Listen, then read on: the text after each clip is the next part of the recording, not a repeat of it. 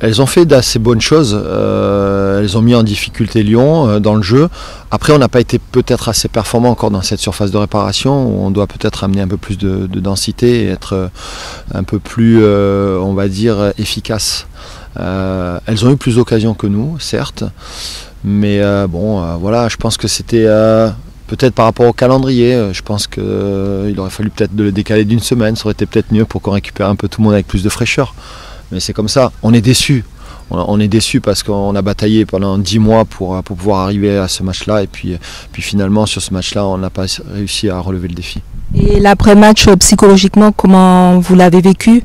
Ouais, c'est toujours dur, hein. Les heures qui suivent, les jours qui suivent sont difficiles parce que comme je vous l'ai dit, ça a été un travail de longue haleine depuis toute la saison pour arriver là. Déjà, je pense que c'est un exploit ce qu'on a fait d'arriver à 3 journées de la fin, à avoir le même nombre de points que cette équipe lyonnaise. Donc ça mérite aussi le respect du groupe, de ce qu'elles ont fait tout au long de la saison. Elles n'ont pas perdu la joie, elles étaient déçues, mais c'est normal. C'est normal, ça montre aussi leur détermination, se dire bon, malgré la déception, malgré la gifle, malgré l'humiliation, on est allé jusque là, on est prêt et elles sont prêtes à repartir de l'avant. Et on veut déjà très bien terminer cette saison. Alors vous parliez des trophées, certes ce sont des trophées surtout individuels. J'aurais préféré qu'elles aient aucun trophée et qu'on gagne le titre de champion. Bon voilà, après elles sont aussi récompensées de ce qu'elles ont fait tout au long de la saison. Meilleur espoir pour Marie-Antoinette. C'est bien, c'est la deuxième fois, j'espère que l'année prochaine elle aura le trophée de la meilleure joueuse.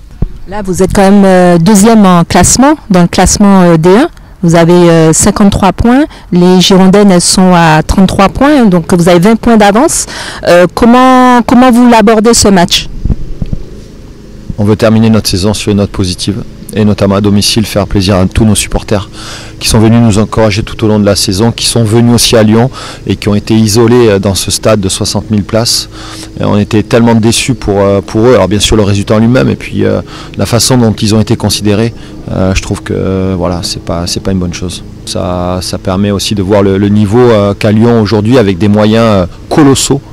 Il faut bien le souligner, et les autres équipes s'accrochent derrière. Le Paris Saint-Germain s'accroche et continueront à s'accrocher. On avance parce que l'année dernière on avait pris un peu de retard. On aimerait cette année avoir un peu plus d'avance. On veut leur rendre hommage, et pour leur rendre hommage, la seule chose à faire c'est de gagner notre dernier match à domicile. Écoutez, depuis le début de la saison, je trouve que c'est une équipe qui est plutôt régulière, une équipe qui a bien recruté en début de saison, et je ne suis pas étonné de les voir là. Elles ont joué le trouble fait et aujourd'hui elles vont essayer de s'accrocher à cette 3e place. Et puis nous on a envie, comme je vous l'ai dit, de faire plaisir à nos supporters, donc ça peut être un beau match. L'idée c'est surtout de pouvoir apporter, on va dire, à cet effectif encore un supplément. Le supplément c'est le rendre encore plus fort. Si on veut arriver à concurrencer les grosses cylindrées, que ce soit Chelsea qui nous a arrêtés ou Lyon, il faut continuer à travailler, à progresser et puis à apporter une plus-value au groupe. Quand vous dites travailler, vous faites le travail physique et psychologique aussi ? On fait tout.